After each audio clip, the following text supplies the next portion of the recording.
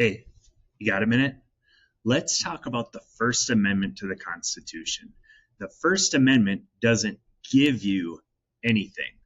Let me explain. So let's take a look at the First Amendment as it is written.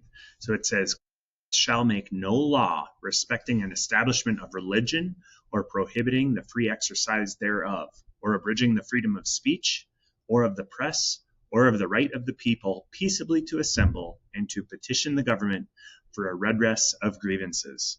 Now, before that can make sense, you really have to understand the Declaration of Independence. When Thomas Jefferson wrote, "We hold these truths to be self-evident, that all men are created equal, that they are endowed by their Creator with certain unalienable rights, that among these are life, liberty, and the pursuit of happiness." So we have certain rights that are given to us, endowed to us by our Creator.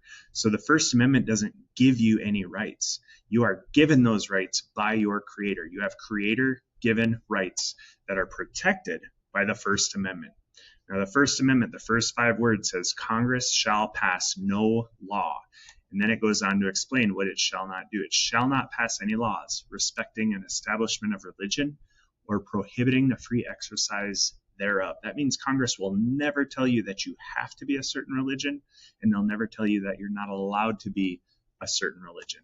Next part it says is Congress shall pass no law abridging the freedom of speech or of the press, which is basically just written speech. Congress will never pass a law saying that you can't say anything you want. Next it says Congress shall pass no law of the right of the people peaceably to assemble and petition the government. So you are allowed to assemble peacefully and protest anything you want as long as you stay peaceful.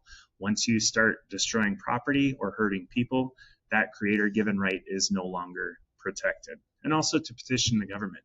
And if you remember way back when, King George would actually not just ignore petitions, but he had also labeled those who sent them traitors. So if we take all 5 of these Creator-given, constitutionally protected rights, it says Congress shall pass no law establishing or prohibiting religion, abridging the freedom of speech, abridging the freedom of the press, preventing peaceful assembly, or preventing petition of the government. And that's what I mean when I say the First Amendment doesn't give you anything.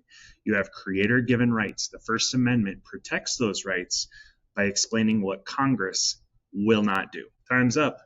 I'll see you next time when you got a minute.